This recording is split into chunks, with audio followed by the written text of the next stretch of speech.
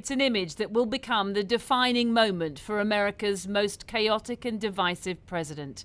A mugshot of inmate Donald Trump staring defiantly down the lens was for some inevitable, yet the sight of an American president booked and photographed for the very first time like a common criminal will go down in history as one of the country's darkest days.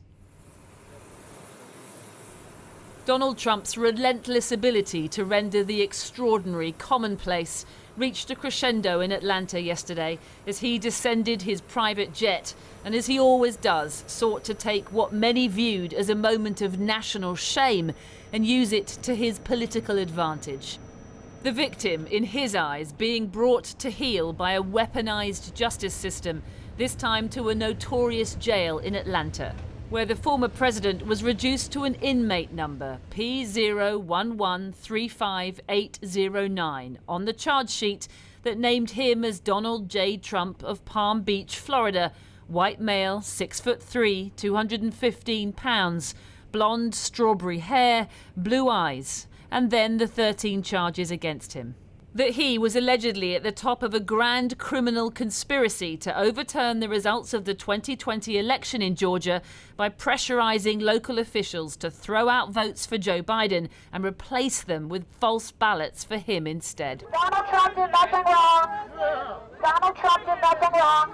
That's the message dozens of his supporters repeated yesterday, as they have at each of his 4 criminal indictments this year. As with all things Donald Trump, he manages to create the circus. I've met people who've driven for hours to be here, just to stand here to maybe get a glimpse of the president and show him their undying support. Or on the flip side, there are those who are driving by, winding down their windows and shrieking, "Lock him up." Lock him up and throw away the key. Those for and against the former president faced off in the sweltering heat. Some, like Laura, had driven from Florida to be here. I drove 6.5 hours yesterday, and I'll drive 6.5 hours back tomorrow. But we have to be here to support President Trump and to make our voices heard against the weaponized government. And this man's devotion seemingly knows no bounds. These indictments are just backfiring on them because the day-to-day person that doesn't really care about politics, they're going to think, like, why do they keep going at Trump so hard now? It's opening their eyes. It's going to make Trump's base bigger and bigger.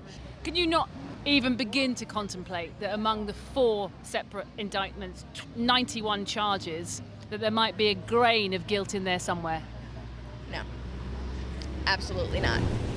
Neither can he. As he left Georgia a short 20 minutes later, Trump gave a snapshot of his defense, that this was simply political interference ahead of the 2024 election.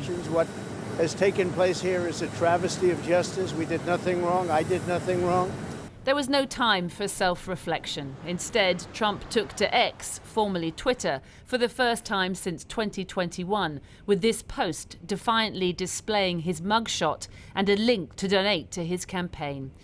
Emails followed with merchandise all emblazoned with the image. $25 for a mug, a T-shirt for $34. But while he can make millions off the back of his misfortune, the White House staff, local election officials and lawyers who've all been dragged down alongside him in Georgia won't be able to do the same. It's the sweeping nature of this indictment that makes it stand out from the others. That and what will become an enduring image of an American president laid low like never before. Well, joining me now is Tara Sedgmire, a Republican commentator and strategist who is a long-standing critic of Donald Trump. Well, whether you like it or not, do you think his strategy with that image is working?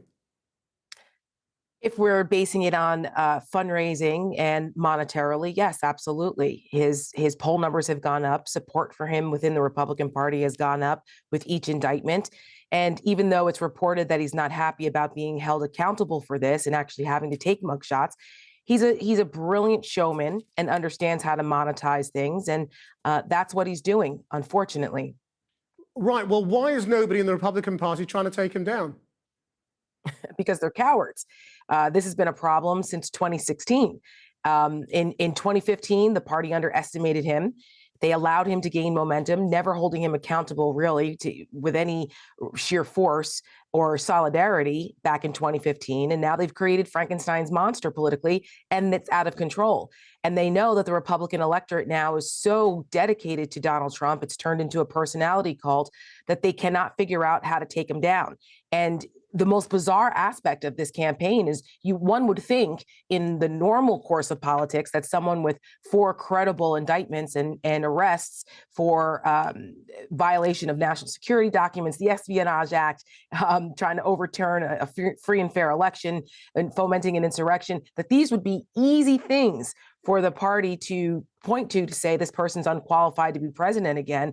But they're unwilling to do that because the primary electorate has been so conditioned to be distrustful of democratic institutions and only listen to Donald Trump that they're basically vying for second place. I've never seen anything like this in my 30 years in politics. But those people who believe that it is right to press on with all of these criminal processes, think that the law will take its course. Is the law now playing in all the legal officers who are pressing these charges? Are they now, in fact, playing into Donald Trump's hands? Well, I think that by upholding the law and upholding the Constitution should be something that's unequivocal. It shouldn't be something that's considered a political act. In this country, in our criminal justice system, you have investigations, you gather evidence, and there's a process. And that process has been applied to Donald Trump's behavior and those around him who were part of his criminal conspiracy. So either you believe in law and order, you believe in our criminal justice system, or you don't. It cannot be a thing of convenience for you because it's being used against someone who you like. That type of pick and choosing how you apply the law is not how it works in our constitutional republic, nor should it ever.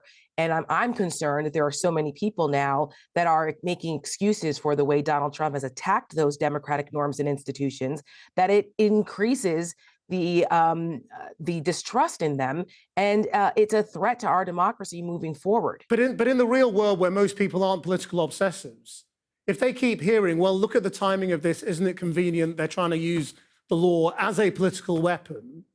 I mean, won't more and more people start to be convinced by that, even if they don't support Donald Trump? Well, I think it depends on where they're getting their information from. You do not hear that in mainstream news sources in the United States. That messaging comes repeatedly from right-wing news sources. So if you're already watching those right-wing news sources, then you're already on that side of the aisle, and nothing's going to convince you otherwise, unfortunately. Well, he's back on Twitter. It depends now, on where isn't you're he? getting your information. As of yesterday, he's decided to come back, which is rather interesting. What do you think the significance of that is? I think at this point, it's more so for the attention that the media is giving him. Most of his supporters are already in his pocket on Truth Social, his own social network. Elon Musk has changed the contours of Twitter considerably, where there are a lot more people who are more sympathetic to Donald Trump there again. So it was just another attention ploy. Tara Setmeyer, thank you very much indeed.